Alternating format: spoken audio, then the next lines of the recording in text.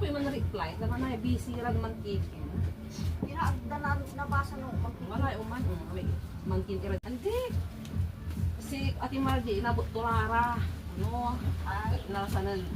Ate Margie, ano mo? Wag mo. Baing ko. Di kasi kang ko abo mo like. Ay abo mo kaila. Ako ang po. Naman na inabot. Papain ko nung alas 4.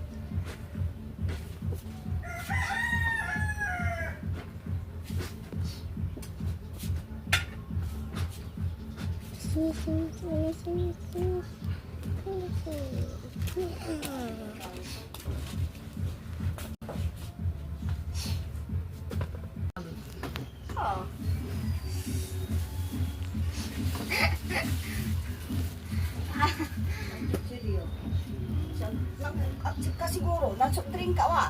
Mate. Nang kwati iran bulot lang yung sanday. Tapos inana idam. Kubiwan.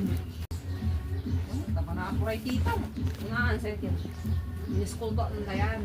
Hala kayo puro diwat ospital. Lang tinapay. Kailangan ng Xerox nito Kung sarado lang yung Xerox niya medyo asingger. Di man, dun sa amin si Buwana. Kung ang dami yung araw-araw eh. Ay, nambak tika lalaingan. Tama lang tinakakawa ka nila. Tiba siya. Di sana Ken, ang time pa kaya pati may ID ng tatay, Xerox. Ay, ma'am! Ay, to my nurse. Balik nyo muna sa ano yung ano, lainin yung sapin nila kung ko. Saan Ken? Tay, patuloy ang yun. Pwede na ano, agi, kung ko tama na pikailan niya pirma di manod Ken. Maula ba, gapo ni masyadong to, gapo ito mismo di mad. Ken, di nang katok-katok. Wala nung nang mapigarat ang subil ng tatay.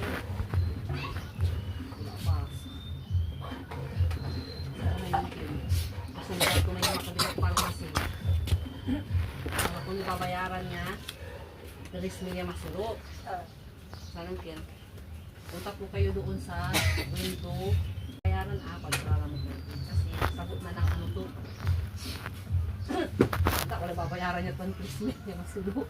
Paano man tamay. Nakapigaran mo lang din. Kasi ako na, ano mo kasi, wala mo nang kaya makapaway tila kasi tatay. Nabay ko lang yung paway. Kalikbit mo lang ramay kinapantay. At least ay, pati ama na lang eh. Antibiotic ko.